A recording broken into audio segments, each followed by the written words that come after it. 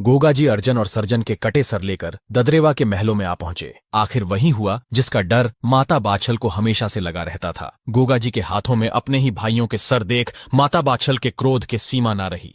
भोली और साफ मन की माता ने क्रोध में गोगा जी से कहा कि तुमने अपने ही भाइयों को मार डाला, इसी वक्त यहां से चला जा और मुझे कभी जीवन में अपनी शक्ल मत दिखाना। माता की आज्ञा सुनकर गोगा जी दुखी मन और भरे नेत्रों से ददरेवा से निकल गए। पीछा करते हुए माता सीरियल गोगा जी के पास आ पहुंची और गोगा जी के साथ चलने की जिद करने लगी। तब गोगा जी ने कहा कि अभी मेरा खुद का कोई ठिकाना नहीं, तो मैं आपको अपने साथ कहां रखूंगा। इस पर माता सीरियल ने गोगा जी से वचन लिया कि आप मुझसे मिलने आते रहेंगे। रानी के बहुत आग्रह करने पर गोगा जी मान गए और रानी से कहा ऐसा ही होगा, किंतु इसके बारे में आप किसी के समक्ष चर्चा न करें। जिसके बाद गोगा जी वहां से गोरख टीले की तरफ चल दिए और नैनों में नीर लिए रानी सीरियल उन्हें देखते हुए अधीर खड़ी रोती रही।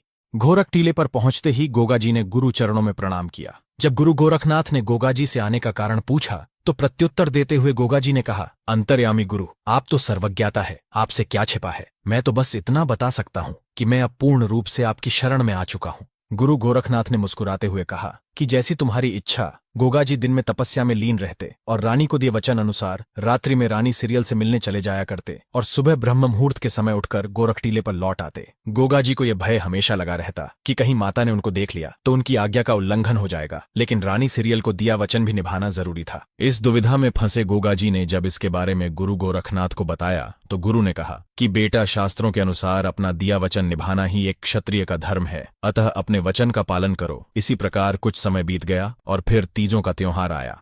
16 सिंगार कर रानी सीरियल तीज झूलने की आज्ञा लेने अपनी सास के पास पहुंची। रानी के सिंगार देख माता बाछल क्रोध में बोली, जब तुम्हारा पति घर बार छोड़कर जा चुका है तो ये हार सिंगार किसे रिझाने के लिए किए जा रहे हैं। अपने ऊपर लगा लांछन रानी सीरियल से सहा ना गया और सीरियल ने माता को प्रत्युत्तर देते हुए कहा, चले तो आपके लिए गए हैं, मुझसे तो नित्य प्रति रात को मिलने आते हैं। माता बाछल ने रानी को झूठी कहते हुए कहा कि जब तक मैं खुद अपनी आंखों से नहीं देख लेती तुम्हारी बातों पर विश्वास नहीं करूंगी। इतना कहकर माता बाछल रानी सीरियल को नौलखे बाग में झूला झुलाकर महलों में लौट आई और द्वारपाल से कहा कि रानी सीरियल के कक्ष के आगे नजर रखो, यदि गोगा आए तो मुझे इसकी सूचना तुरंत मिलनी चाहिए। हमेशा की भांति रात्रि होते ही जब गोगा जी महाराज ददरेवा के महलों में पधारे तो द्वारपाल ने आज्ञा अनुसार माता बाछल को सूचित कर दिया। सूचना मिलते ही माता बाछल गोगा जी के बाहर आने की प्रतीक्षा करने लगी। जैसे ही गोगा जी महलों से बाहर आकर नीले पर सवार हुए तो माता बाछल ने तुरंत सामने आकर घोड़े की लगाम पकड़ ली। गोगा जी ने माता के समक्ष यह सोचकर मुंह फेर लिया कि कहीं माता द्वारा दी गई कभी मुंह न दिखाने की आज्ञा का उल्लंघन न हो जाए, किंतु गोगा जी को यह भली भांति ज्ञात हो गया था कि माता उनका मुख देख चुकी है। इतने में काछल भी वहां आ पहुंची और माता बाछल से कहा, अगर गोगा को तुम नहीं मना सकती तो